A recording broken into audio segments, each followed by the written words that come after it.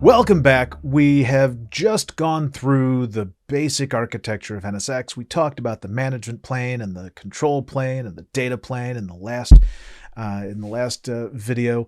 And here we're going to get into preparing the infrastructure. And we're going to kick that off with deploying the manager nodes, right? The things that we're worried about, the things that we're interested in deploying to get the management and control plane. And so we need to kind of understand how we're going to do this. This is not something we need to do often, but we do need to understand the process so that we can kind of move forward with NSX and with all the other preparation and deployment processes. So we've got a number of things we're going to talk about in this series of videos, right? This is just the first in a few videos here. We're going to deploy the management cluster in this one. Then we're going to talk a little bit about the NSX UI, kind of the high-level basics about that, and kind of introduce you to what's going on there so that as we start working with NSX, it kind of makes a little bit more sense. Then we're going to follow that with the data plane, prepping that, right? So getting our ESXi hosts prepared and ready to go. And then we're going to talk about a new capability in NSX4 with vSphere 8, and that is DPU, or data processing unit acceleration, and what's going on with that in the context of NSX. In other words, how can we use these new smart NICs to accelerate what we're doing with NSX to make NSX ultimately perform better and consume fewer host resources. So we'll get to all of that. But again, here we're just going to start with deploying the management cluster and what are we doing with that there. So we'll get into that and how we deploy Manager. Manager is just a virtual appliance. We're going to deploy that onto ESXi hosts. And then we're going to talk about some basic validation and checks that we can run to make sure that my manager is healthy. So why don't we start? We start by looking at the flowchart at the implementing NSX process and what we're going to look at here. We're going to first deploy an NSX manager. We're going to deploy that as a virtual appliance, as an OVF virtual appliance. So just like any other virtual appliance in vCenter, that's how we're going to do that. And then we're going to power that up and log into that NSX appliance. We're going to log into the NSX UI. From there, we're going to register our compute manager, our vCenter server, with NSX. And then finally, we're going to use the NSX UI to deploy 2 more managers. We always want a 3-node manager cluster. And so we'll see all of that here. Now, the rest of the stuff in this flowchart, transport node prerequisites and preparing the ESXi hosts and edge nodes and edge clusters and all that stuff, those are coming in future videos. We'll talk about all of that. That's all part of the larger implementation process. But here we're just worried about the managers. So what do we need in order to deploy an NSX manager? Well, we need ESXi hosts, whether they are standalone hosts, whether they are already managed by vCenter. We need ESXi hosts. We will need a vCenter server at some point, more than likely. But for this, we don't need vCenter necessarily. I can deploy a virtual appliance template directly to an ESXi host if I want. Now, we do make a note here, deploying NSX Manager on a KVM hypervisor is no longer supported. We talked about that in a previous video. We've deprecated KVM support. So we no longer have KVM-based virtual appliances for NSX Manager. It's probably not a big deal for everybody, but it's something to keep in mind. Now, when we deploy our NSX managers, we have to choose the size of the appliance. How big does this thing need to be? Is it going to be a small, medium, large? What are we looking at? Now, if we look through the documentation for deploying NSX, a small manager appliance is defined as being for lab or proof of concept type deployments. A medium manager is for infrastructures with up to 128 hypervisors. So that's where medium goes. So you think about how many ESXi hosts you have and how many you're going to manage with NSX, how many you're going to do your NSX networking and security with. If it's fewer than 128, well, then a medium manager is going to be okay. If it's more than 128 ESXi hosts, well, that's where we start moving into the realm of the large NSX manager. Now, deploying a virtual appliance from a template is the same, no matter what virtual appliance this is. In vCenter, more than likely in vCenter, or on an ESXi host, I'll right-click on a host or a cluster, and I'll choose Deploy OVF Template from the context menu that pops up. And then I'm going to specify where that virtual appliance file lives, and then we're going to walk through a wizard where we define various characteristics about that appliance. Where is it going to be placed? What resource pool? What storage? Where are the networks going to be attached? Things of that nature. And then we wait. We wait a few minutes. We let vCenter do its thing and deploy the virtual appliance and get it set up and configured and powered up. And then we need to log into NSX. Now, at this point in the process, we are very likely only going to use the NSX UI, right? And that's going to give us a graphical interface to work with. It's a web-based UI. So we'll point a web browser to the IP address or FQDN of your NSX manager and log in with the admin credentials specified during the OVF deployment.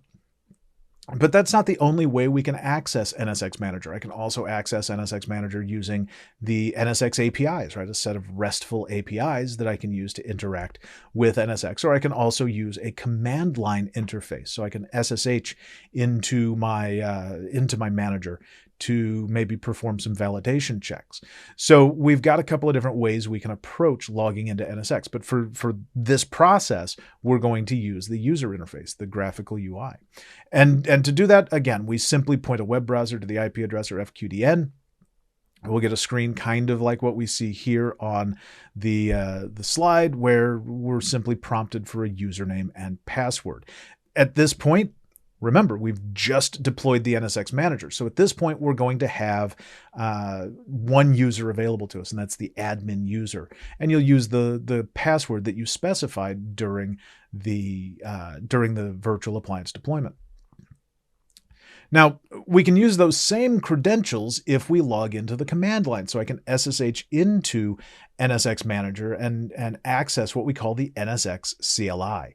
The NSX CLI is useful because it allows us to gather all kinds of information. This is, I'm going to say, a primarily troubleshooting tool, though it's certainly not the only reason we're logging in, right? We can just do validation, monitoring, things like that through NSX CLI. We can query the management plane. We can query the control plane from here and get all kinds of great information. Now, the APIs are going to be great for automation work that you want to do, whether it's tying in a cloud management platform of some kind that's going to automate deployment of networks and security policies along with virtual machines, or we could use the APIs as inputs for maybe a monitoring system. We use the APIs to validate certain things in NSX and return those statuses to a monitoring dashboard of some kind so that we can more easily manage, or monitor rather, our NSX infrastructure. So we've got a RESTful set of APIs that we can work with as well.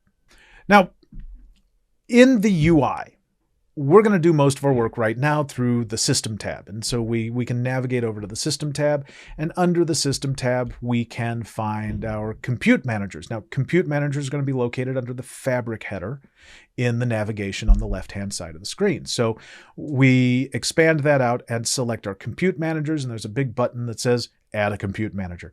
This is where we provide the details for our vCenter server. Now, I can have multiple compute managers if I have more than one vCenter server. Right now, we're just going to start with one. And we're going to give that name, right? We're going to give that object a name. So we're creating a compute manager object in NSX here. And so the name field is just our NSX object descriptor. We can use the description field to kind of give some additional context to why we're creating this, and then specify the FQDN or IP address of our vCenter server along with the credentials that we're going to use to log into vCenter.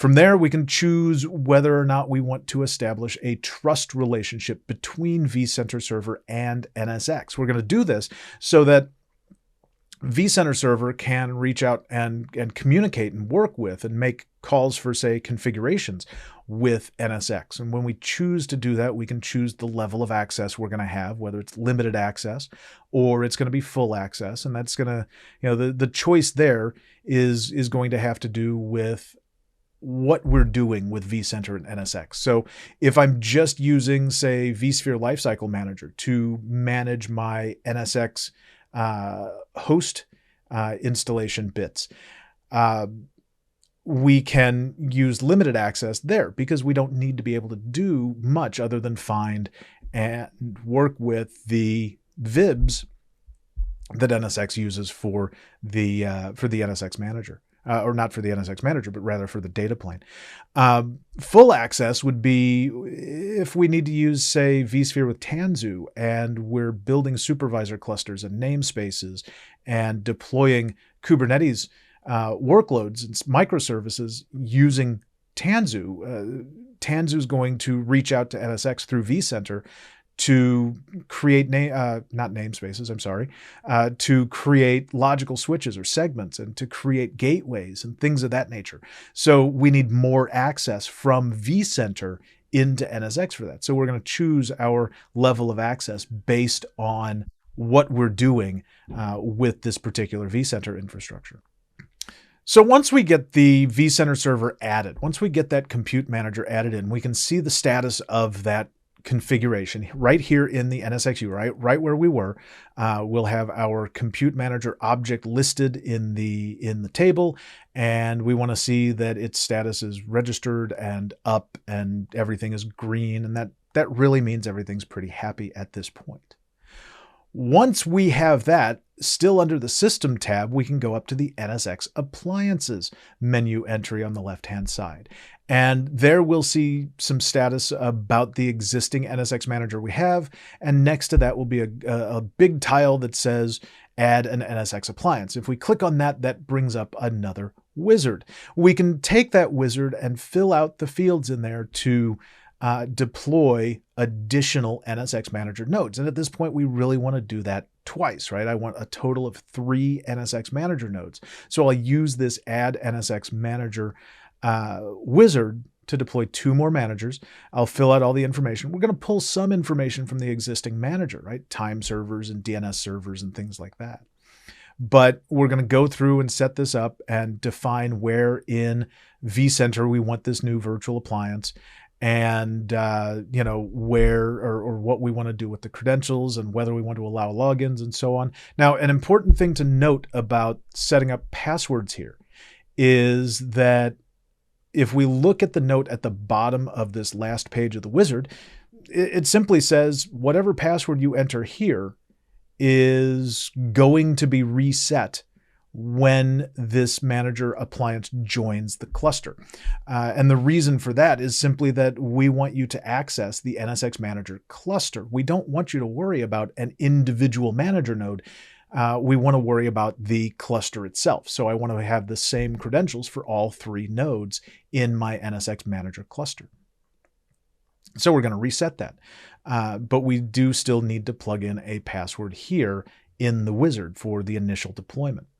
So we'll go ahead and deploy the virtual appliances, and we should have 3 NSX managers when we're done. Now, if I want to go look at a high-level status of these, if we go back to the home page of the NSX UI, we can see a set of monitoring dashboards. We've got a little drop-down menu here that shows me my different monitoring dashboards. If we go to the system dashboard, we can see an NSX nodes dashboard. It's a simple donut graph. It should say 3 when it's all said and done. We should see 3 NSX nodes. These are my manager nodes. And if all 3 of the wedges of this donut graph are green, well, that tells me we're okay. Now, if I click the NSX nodes caption for that graph, that's actually a hyperlink that'll take me to the NSX appliances page where we just were as we were deploying these, so that I can look at the individual manager nodes themselves. And this is where I can go in and look at all of the different services that are running, if the services are running, what kind of resources are being consumed, and so on and so forth. So we can get a view of the overall health of an individual manager node right here, as well as across the header of this page in the UI. We can see if the overall cluster is stable and so on and so forth. Now, we talked in the last video about a cluster virtual IP because I don't want to access individual manager nodes. From this NSX appliances UI, we can enable that virtual IP, and it's just a matter of coming in here and clicking the set virtual IP link and punching in the IP address for that particular VIP. Now, there should be, or more than likely there will be, perhaps that's a better way of phrasing it, there will be more than likely a DNS entry that you have created for that virtual IP as well. So you can use that FQDN or simply the IP address that you set here to access your NSX cluster, and that's going to give you a login prompt when you point a browser to it. It's going to give you a login prompt, and you'll be able to use NSX through that virtual IP, just like you were logging into an individual NSX manager. Now, if we log into the command line interface, we can also see the status of not only the individual node, but also the management cluster itself with commands like get cluster status, where I can see a different service group for each of my different services. Here we're showing data store and cluster boot manager and controller, and there's certainly a much longer list than that.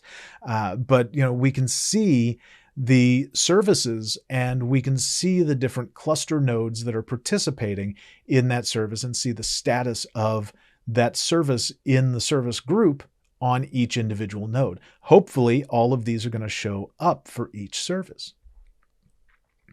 We can also use the get services command to look at the individual services on this manager node.